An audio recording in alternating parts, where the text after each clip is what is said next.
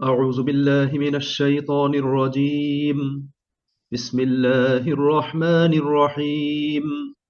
والمؤمنون والمؤمنات بعضهم أولياء بعض يأمرون بالمعروف وينهون عن المنكر ويقيمون الصلاة ويؤتون الزكاة ويطيعون الله ورسوله أولئك سيرحمهم الله إن الله عزيز حكيم. وعد الله المؤمنين والمؤمنات جنات تجري من تحتها الأنهار خالدين فيها ومساكن طيبة في جنات عدن ورضوان من الله أكبر ذلك هو الفوز العظيم. صدق الله العظيم. নাহমাদুহু ওয়া নুসাল্লি আলা রাসূলিহিল কারীম। আমাদের মহান রব পরম করুণাময় আল্লাহ তাআলা বলেন, ওয়াল মুমিনুনা ওয়াল মুমিনাতু বা'দুহুম আউলিয়াউ বা'দ। মুমিন পুরুষ এবং মুমিন নারী তারা সবাই পরস্পরের বন্ধু এবং সহযোগী। ইয়া'মুরুনা বিল মা'রুফ, তারা সমাজ জীবনে মানুষকে ভালো কাজের আদেশ প্রদান করে। ওয়া ইয়ানহাউনা আনিল মুনকার, এবং অপছন্দনীয় নিষিদ্ধ খারাপ কাজ থেকে নিষেধ করে। ওয়া ইউকিমুনাস সালাহ, তারা সালাত কায়েম করে। ওয়া ইউতুনাজ যাকাহ, তারা যাকাত প্রদান করে। ওয়া ইউতিউনাল্লাহ ওয়া রাসূলাহ, এবং তারা আল্লাহ ও তাঁর রাসূলের আনুগত্য করে। উলাইকা সায়ারহামুহুমুল্লাহ, এরা এমন মানুষ যাদের উপর আল্লাহ তাআলার রহমত অবশ্যই নাজিল হবে। ইন্নাল্লাহ আজিজুন হাকিম, নিশ্চয়ই আল্লাহ তাআলা মহাপরাক্রমশালী, মহাবিজ্ঞ। ওয়াদাল্লাহ, আল্লাহ তাআলা প্রতিশ্রুতি প্রদান করেছেন আল মুমিনিনা ওয়াল মুমিনাত, মুমিন পুরুষ এবং মুমিন নারীদের জন্য, জান্নাতিন, এমন জান্নাতের, তাজরি মিন তাহতিহাল আনহার, যার তলদেশ দিয়ে নদীসমূহ প্রবাহমান থাকবে। খালিদিনা ফিহা, সেথায় তারা চিরস্থায়ী হবে। ওয়ামাসাকিনা তাইয়্যিবাতান ফি জান্নাতি আদন, এবং চিরস্থায়ী জান্নাতে তারা পবিত্র বাসস্থানে অবস্থান করবে। ওয়ারিদওয়ানুম মিনাল্লাহি আকবার, এবং সবচেয়ে বড় কথা হলো তারা আল্লাহ তাআলার সন্তুষ্টি লাভ করবে। যালিকা হুয়াল ফাউজুল আযীম, আর এটি হচ্ছে অনেক বড় সাফল্য। বারাকাল্লাহু লানা ওয়া লাকুম ফিল কোরআনিল আযীম ওয়া নাফা'না ওয়া ইয়্যাকুম বিল আয়াতি ওয়াজ যিকরিল হাকীম। সুপ্রিয় ভাই এবং বোনেরা, আজকের এই অংশে আল্লাহ সুবহানাহু ওয়া তাআলা ৭১ এবং ৭২ নম্বর আয়াতে মুমিনদের প্রসঙ্গে আলোচনা করেছেন, যে মুমিনদের কমিউনিটি, তাদের সমাজ ব্যবস্থা কেমন, এবং মুমিনরা কি ভালো কাজগুলো করে আল্লাহ পাক তার একটা বর্ণনা দিয়েছেন, এবং মুমিনদের জন্য আল্লাহ পাকের প্রতিশ্রুত জান্নাতের কথা আল্লাহ তাআলা বলেছেন। সম্মানিত ভাই এবং বোনেরা, আল্লাহ তাআলা বলছেন, ওয়াল মুমিনুনা ওয়াল মুমিনাত, ওয়াল মুমিনুন, মুমিন পুরুষগণ, ওয়াল মুমিনাত, এবং মুমিন নারীগণ, বা'দুহুম আউলিয়া ও বা'দ, তারা একে অন্যের বন্ধু, অভিভাবক, পৃষ্ঠপোষক এবং সহযোগী। অর্থাৎ মুমিনরা তারা কি হবে? তারা পরস্পর একটা মজবুত বন্ধনে আবদ্ধ থেকে সৌহার্দ্য সম্প্রীতির ভিত্তিতে ঈমানের আলোকে তারা একটা কমিউনিটি, একটা সমাজ ব্যবস্থা তৈরি করে ঐক্যবদ্ধভাবে অবস্থান করবে। আল্লাহ সুবহানাহু ওয়া তাআলা কোরআনুল হাকিমে মুমিনদের প্রসঙ্গে অনেক আলোচনা করেছেন, এবং মুমিনদের কমিউনিটিটা কেমন হওয়া উচিত এই প্রসঙ্গে রাসূল কারীম সাল্লাল্লাহু আলাইহি ওয়াসাল্লামের অনেকগুলো হাদিস আমরা জানি। আল্লাহ রাসূল বলেছেন, প্রথমত তার বক্তব্য হলো, আল মুসলিমু আখুল মুসলিম, এক মুসলিম আরেক মুসলিমের ভাই। আল্লাহ রাসূল বলছেন, মুমিনরা দয়া, মায়া, মমতা, ভ্রাতৃত্বের দিক থেকে তারা একটা দেহের মতো। দেহের কোনো একটা অঙ্গে যদি ব্যথা হয়, তার সেই ব্যথার কারণে পুরো দেহে জ্বর এবং ব্যথা অনুভূত হয়। পুরো দেহটাকেই সেই ছোট্ট ব্যথার কারণে জ্বরে সেটাকে উত্তপ্ত করে। রাসূল কারীম সাল্লাল্লাহু আলাইহি ওয়াসাল্লাম বলেছেন যে মুমিনরা ইটের তৈরি একটা দেয়ালের মতো। দেয়ালের ইটগুলো যেমন একটা আরেকটাকে ধরে রাখে এবং একটা আরেকটাকে মজবুত করে, ঠিক মুমিনরাও একজন আরেকজনের পাশে থেকে তাকে সাপোর্ট দিয়ে সহযোগিতা করে মুমিনদের মাঝখানে একটা শক্ত একটা দেয়াল তারা তৈরি করবে। সূরা সফের ভিতর আল্লাহ রাব্বুল আলামিন যেই দেয়ালটাকে বুনিয়ানুম মারসুস বলেছেন, সীসাডালা প্রাচীরের মতো দেয়াল। সুতরাং মুমিনরা একটা শক্ত, মজবুত, নিরাপদ একটা কমিউনিটি তারা তৈরি করবে। আমরা এর আগে অনেক আলোচনায় বলেছি, আমরা শুনেছি, আমরা নিজেরাও পড়াশোনা করেছি, আপনারা পড়াশোনা করেছেন, আপনারা জানেন যে ইসলাম একটা কমিউনিটি রিলিজিয়ন।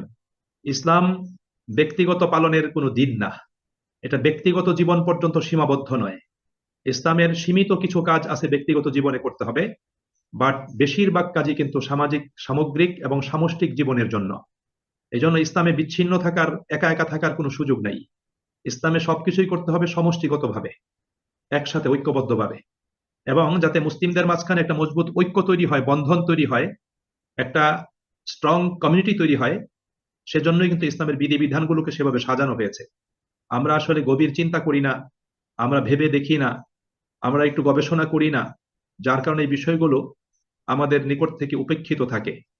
আমরা সবকিছুই লাইটলি বোঝার চেষ্টা করি, আমরা তার গভীরে আমরা প্রবেশ করতে চাই না। আপনি দেখেন ইসলামী শরীয়তের বিধিবিধানগুলো, প্রত্যেকটা গুরুত্বপূর্ণ বিধিবিধান সামষ্টিকভাবে সুসম্পন্ন করার জন্য নির্দেশ আল্লাহ পাক প্রদান করেছেন। যেমন জামাতে সলাত আদায় করা, সপ্তাহে একদিন জুমার সলাত আদায় করা, প্রতি বছর দুটো ঈদের বৃহত্তর সমাবেশ তৈরি করা, তারপরে হজের আনুষ্ঠানিকতা, আরাফাতে, মিনাতে, মুজদালিফাতে ঐক্যবদ্ধ অবস্থান, রমাদানের তারাবির সালাত একসাথে আদায় করা। এরকম গুরুত্বপূর্ণ সবগুলো বিধিবিধান আল্লাহ রাব্বুল আলামিন সামষ্টিক এবং সামগ্রিকভাবে ঐক্যবদ্ধভাবে একসাথে আদায় করার নির্দেশ আল্লাহ তাআলা প্রদান করেছেন। আল্লাহ রাব্বুল আলামিন এখানে সেই একই কথা বলছেন যে মুমিনরা হবে এমন, তারা হবে একজন আরেকজনের বন্ধু, একজন আরেকজনের কল্যাণকামী, একজন আরেকজনের সহযোগী, একজন আরেকজনের অভিভাবক। আল্লাহ রাসূল সাল্লাল্লাহু আলাইহি ওয়াসাল্লাম বলছেন, কোনো ব্যক্তি মুমিন হতে পারবে না যতক্ষণ না সে নিজের জন্য যা পছন্দ করে তার অন্য মুমিন ভাইয়ের জন্য তা পছন্দ না করবে। এটা হলো মুমিনদের কমিউনিটির প্রধান একটা বৈশিষ্ট্য। অর্থাৎ সে সকলের কল্যাণকামী হবে, সে শুধু আত্মকেন্দ্রিক হবে না, শুধু নিজেকে নিয়েই চিন্তা করবে না, তাকে সমাজ নিয়ে, সমাজের মানুষকে নিয়ে, মুসলিম উম্মাকে নিয়ে, আল্লাহ পাকের দ্বীনকে নিয়ে তাকে অবশ্যই চিন্তা করতে হবে। এই জন্য আল্লাহ সুবহানাহু ওয়া তাআলা মুমিনদের পারস্পরিক সম্পর্কের এই কথাটা উল্লেখ করার পরে আল্লাহ পাক তাদের কিছু বৈশিষ্ট্যের বর্ণনা দান করছেন। মুমিনদের বৈশিষ্ট্য কি? ইয়ামুরুনা বিল মারুফ, তারা সমাজ জীবনে সৎ এবং কল্যাণকর কাজের আদেশ করে। ওয়ায়ানহাউনা আনিল মুনকার, এবং তারা খারাপ কাজ থেকে নিষেধ করে। অর্থাৎ তারা সমাজটাকে একটা সুন্দর বাগানে পরিণত করার জন্য যেমনি ভাবে ভালো কাজের, কল্যাণকর কাজের চারা রোপণ করে, একই সাথে সেই বাগানটাকে ফলে ফুলে পরিপূর্ণ এবং সুশোভিত করার জন্য তারা সেই বাগানে গজিয়ে ওঠা আগাছাগুলো, মন্দ বিষয়গুলো কি করে? নির্মূল করে, সেগুলোকে দূর করে। আল্লাহ রাব্বুল আলামিন কোরআনুল কারীমে মুমিনদের এই বৈশিষ্ট্য আলোচনা করতে গিয়ে আল্লাহ তাআলা সূরা আলে ইমরানের 110 নম্বর আয়াতে আল্লাহ সুবহানাহু ওয়া তাআলা এই প্রসঙ্গে আলোচনা করেছেন। আল্লাহ তাআলা বলেছেন, কুনতুম খায়রা উম্মাতিন উখরিজাত লিন-নাস, তোমরাই সর্বোত্তম জাতি, সর্বোত্তম সৃষ্টি, সর্বোত্তম উম্মত, সর্বোত্তম দল। উখরিজাত লিন-নাস, মানব জাতির কল্যাণের জন্য তোমাদেরকে পৃথিবীতে পাঠানো হয়েছে, বের করা হয়েছে। তা'মুরুনা বিল মারুফ ওয়া তানহাউনা আনিল মুনকার, তোমাদের দায়িত্ব হলো তোমরা মানুষকে সৎ ও কল্যাণকর কাজের আদেশ দিবে, অসৎ এবং অকল্যাণকর কাজ থেকে মানুষকে নিষেধ করবে। সুতরাং প্রিয় ভাই এবং বোনেরা, এই যে এখানে মুমিনদের বৈশিষ্ট্য হিসেবে আল্লাহ তাআলা সৎ কাজের আদেশ প্রদান, অসৎ কাজ থেকে নিষেধ করার যে বিষয়টা উল্লেখ করেছেন, এটা হলো আপনার আমার প্রতি আল্লাহ পাকের নিকট থেকে প্রদত্ত দায়িত্ব। এই দায়িত্ব আল্লাহ পাক আপনাকে আমাকে দিয়ে দিয়েছেন, এই দায়িত্ব আপনাকে আমাকে পালন করতে হবে, এই দায়িত্বের জন্য জবাবদিহি করতে হবে আল্লাহ পাকের কাছে। সুতরাং সৃষ্টিগতভাবে, জন্মগতভাবে ইমানের দিক দিয়ে আমরা এই দায়িত্ব প্রাপ্ত হয়েছি, এই দায়িত্ব আমাদেরকে পালন করতে হবে, এই বৈশিষ্ট্যের অধিকারী আমাদেরকে হতে হবে। এরপরে ওয়ায়ুকিমুনাস সালাহ, মুমিনরা সালাত কায়েম করে। আমরা সালাতের উপর আর ডিটেইলস বলতে চাই না, এর গুরুত্ব আমরা বুঝি। আমাদের মনে রাখতে হবে, ঈমান ছাড়া মুসলিম হওয়া যায় না, সালাত ছাড়া মুসলিম থাকা যায় না। কোনো ব্যক্তি যদি মুসলিম থাকতে চায়, মুসলিম কমিউনিটির সদস্য পদ যদি বহাল রাখতে চায়, তাহলে অবশ্যই তাকে কি করতে হবে? 5 ওয়াক্ত সালাত আদায় করতে হবে। 5 ওয়াক্ত সালাত ছাড়া কোনো ব্যক্তি মুসলিম কমিউনিটির মেম্বারশিপ তার থাকবে না, তার মেম্বারশিপ বাতিল হয়ে যাবে। কেননা নবী করিম সাল্লাল্লাহু আলাইহি ওয়াসাল্লাম বলেছেন, আল ফারকু বাইনাল আবদি ওয়াল কুফরি ওয়াশ শিরকি তারকুস সালাহ, একজন মুমিন ব্যক্তি এবং একজন কাফের ও মুশরিকের মাঝখানে পার্থক্য হলো সালাত পরিত্যাগ করা। অর্থাৎ সালাত পরিত্যাগ করলে তার সমাজের সদস্যপদ বাতিল হয়ে যাবে, এই সদস্যপদ বাতিল হয়ে এই সমাজ থেকে সে বের হয়ে যাবে। এটাই রাসূল করিম সাল্লাল্লাহু আলাইহি ওয়াসাল্লামের চূড়ান্ত কথা। সাহাবায়ে আজমাইন রাদিয়াল্লাহু তাআলা আনহুম, তাদের সময়ে যে ব্যক্তি সালাত আদায় করত এবং মসজিদে আসতো জামাতে, তাকেই তারা মুসলিম মনে করতেন। যে সালাত আদায় করত কিন্তু বিনা কারণে মসজিদ পরিত্যাগ করত, সাহাবায়ে আজমাইন তাকে মুনাফিক মনে করতেন। আর যে সালাত পরিত্যাগ করত, সাহাবায়ে আজমাইন রাদিয়াল্লাহু তাআলা আনহুম তাদেরকে বা তাকে তারা মুসলিম মনে করতেন না। সালাতই হলো ঈমানের ফার্স্ট আইডেন্টিটি। সলাৎ থাকবে তো আপনি মুমিন সমাজের সদস্য হিসাবে গণ্য হবেন, সলাৎ নাই আপনি মুমিন সমাজের সদস্য হিসেবে গণ্য হবেন না। এটাই কিন্তু নবী করিম সাল্লাল্লাহু আলাইহি সাল্লামের আনিত দ্বীনের জীবন ব্যবস্থার এটাই হলো সুস্পষ্ট দৃষ্টিভঙ্গি। আল্লাহ রাব্বুল আলামিন সেই বিষয়টা এখানে উল্লেখ করেছেন। এরপর আল্লাহ বলেছেন ওয়ায়ুতুনাজ যাকাহ, মুমিনরা কি করবে? জাকাত প্রদান করবে, অর্থাৎ জাকাত ভিত্তিক অর্থনীতি এটা মুমিনরা চালু করবে। জাকাত মানে এটা নয় যে আপনি শুধু কিছু দান করে দিলেন আপনার দায় দায়িত্ব শেষ হয়ে গেল, এটার কথা কিন্তু আল্লাহ তাআলা বলেন নাই। কারণ ইসলামী সমাজ জীবনের অর্থনীতির মূল ভিত্তিটাই হবে জাকাত ভিত্তিক, জাকাতকে কেন্দ্র করে হবে। সমাজের বিত্তবান তারা যদি প্রত্যেকেই জাকাত প্রদান করে, তাদের সম্পদ থেকে জাকাত যদি বের করে রাষ্ট্রীয় তহবিলে যদি তারা জমা করে, এবং সেই রাষ্ট্রীয় তহবিলে জমাকৃত জাকাত দ্বারা যদি সমাজের দুস্থ মানুষের অভাব অনটন দুঃখ দুর্দশা দূর করার জন্য যদি পদক্ষেপ গ্রহণ করা হয়, তাদের কর্মসংস্থানের যদি ব্যবস্থা করা হয়, তাদের পুনর্বাসনের যদি ব্যবস্থা করা হয়, তাহলে সেই সমাজে অর্থনৈতিক ভারসাম্য সুপ্রতিষ্ঠিত হবে, অর্থনৈতিক কোনো ক্রাইসিস, কোনো দুরবস্থা সেই সমাজে থাকবে না। এই জন্য আল্লাহ রাব্বুল আলামিন এই গুণ বৈশিষ্ট্যটা এখানে উল্লেখ করেছেন। এরপর আল্লাহ পাক সার্বিকভাবে বলছেন ওয়ায়ুতিউনা আল্লাহ ওয়া রাসূলাহ, মুমিনদের অন্যতম বৈশিষ্ট্য হলো তারা স্বতঃস্ফূর্তভাবে নিরঙ্কুশভাবে আল্লাহ এবং তার রাসূলের আনুগত্য করে। অর্থাৎ আল্লাহর হুকুম পালনের ক্ষেত্রে, রাসূলের নির্দেশ বাস্তবায়নের ক্ষেত্রে মুমিনরা তাদের অন্তরে কোনো ধরনের দ্বিধা দ্বন্দ্ব এবং সন্দেহ সংশয় তারা রাখে না। তারা স্বতঃস্ফূর্তভাবে, তাদেরকে বলে বলে করাতে হয় না, তারা স্বয়ংক্রিয়ভাবে স্বতঃস্ফূর্তভাবে আল্লাহ পাকের আনুগত্যের পথে অগ্রসর হয় এবং রাসূল করিম সাল্লাল্লাহু আলাইহি সাল্লামের জীবন আদর্শ মেনে চলার ক্ষেত্রে তারা অগ্রসর হয়। আল্লাহ পাক এই গুণ বৈশিষ্ট্যগুলো বর্ণনা করার পরে আল্লাহ বলছেন উলাইকা সাইয়ারহামুহুমুল্লাহ, আল্লাহ সুবহানাহু ওয়া তাআলা এমন মুমিনদের উপর তিনি অবশ্যই তার পক্ষ থেকে রহমত করুণা বর্ষণ করবেন, তাদের উপর আল্লাহ পাক রহমত দান করবেন, তাদেরকে রহমতের চাদরে আল্লাহ পাক ঢেকে নিবেন, তাদের উপর রহমতের সামিয়ানা বিস্তার করে দিবেন। আল্লাহ পাকের পক্ষ থেকে প্রতিশ্রুতি। ইন্নাল্লাহ আজিজুন হাকিম, নিশ্চয়ই আল্লাহ তাআলা তিনি মহাপরাক্রমশালী, আল্লাহ তাআলা মহাবিজ্ঞ।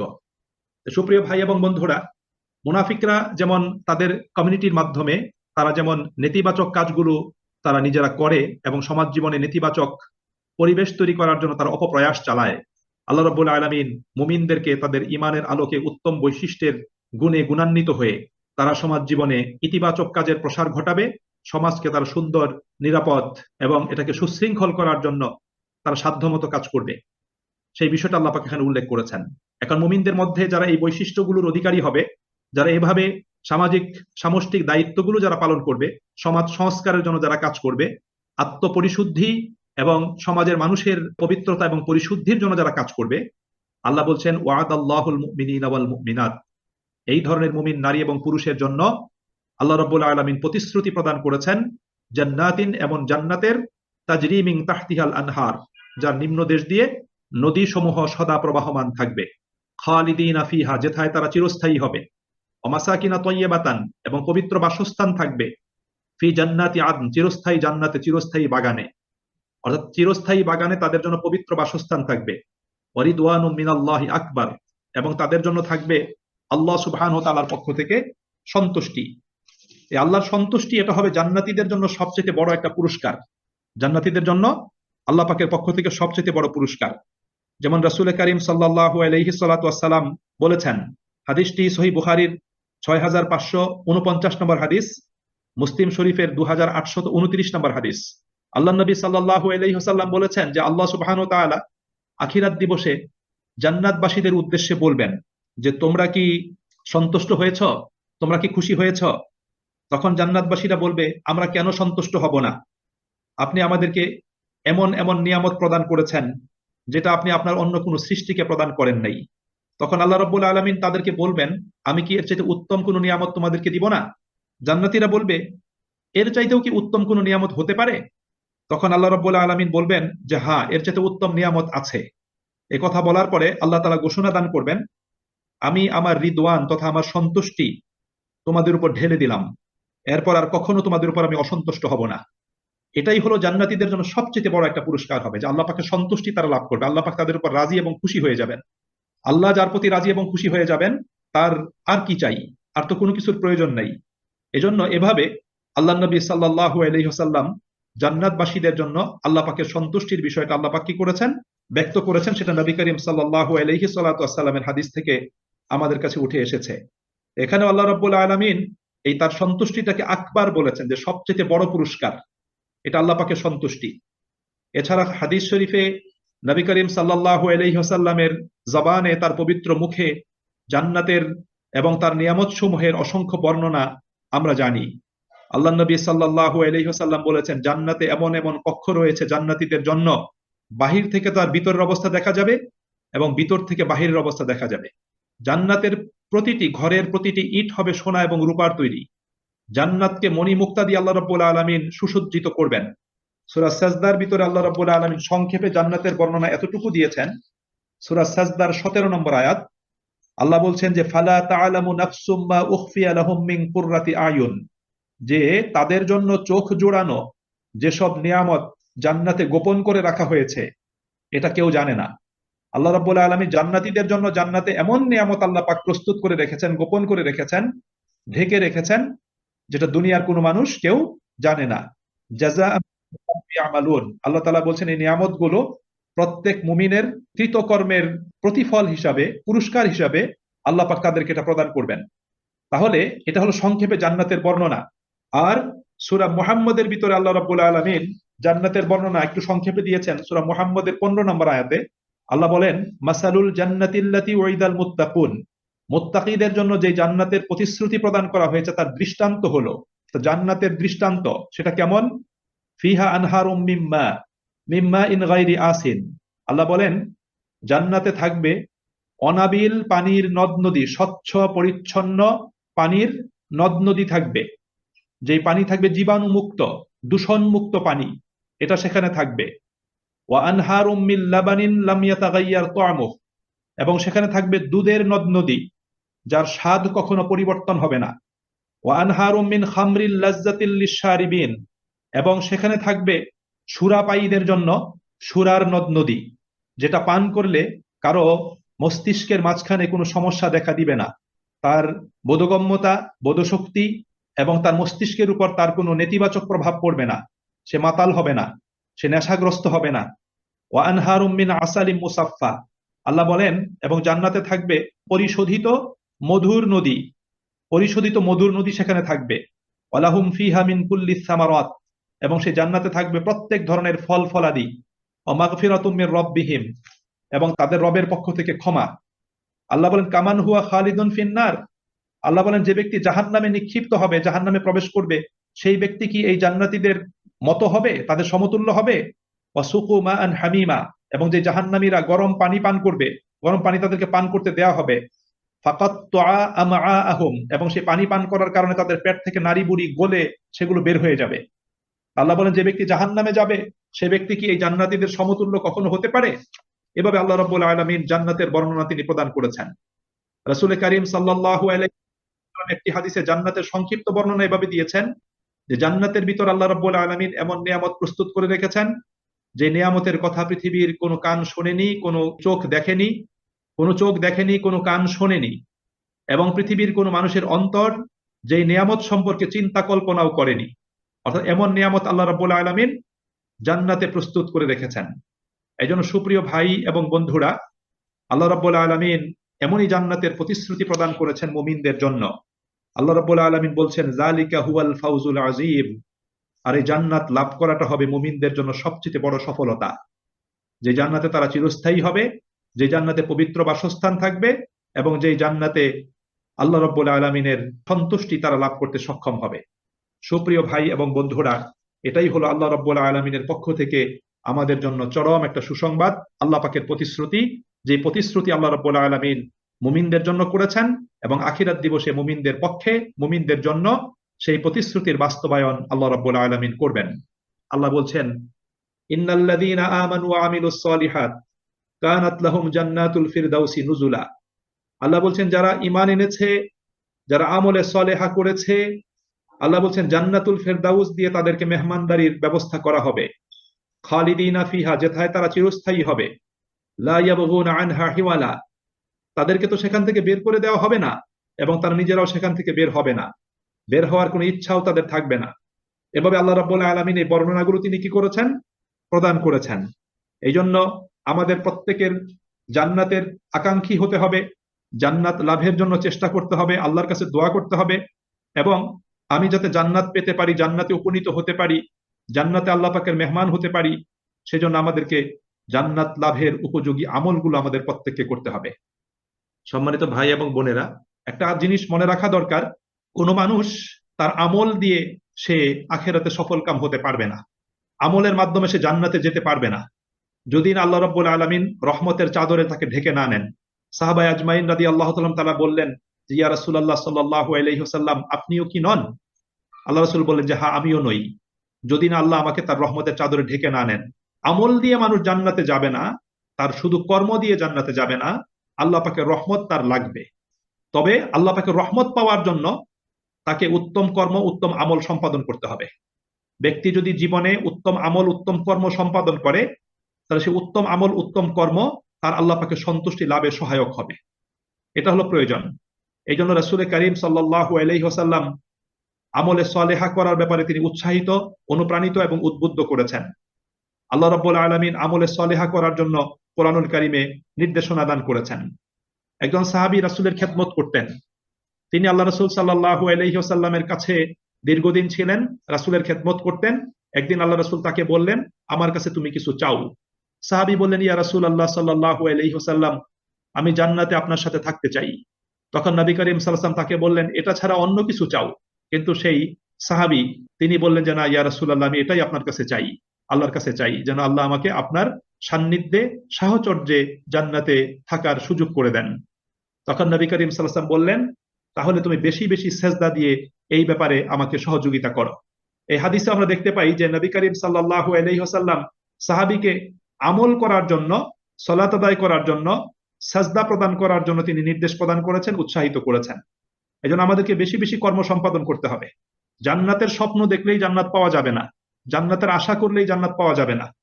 যে জান্নাতের কথা আল্লাহ তাআলা বলেছেন, সেই জান্নাত লাভ করার জন্য জান্নাত পাওয়ার উপযোগী আমলগুলো আপনাকে আমাকে করতে হবে।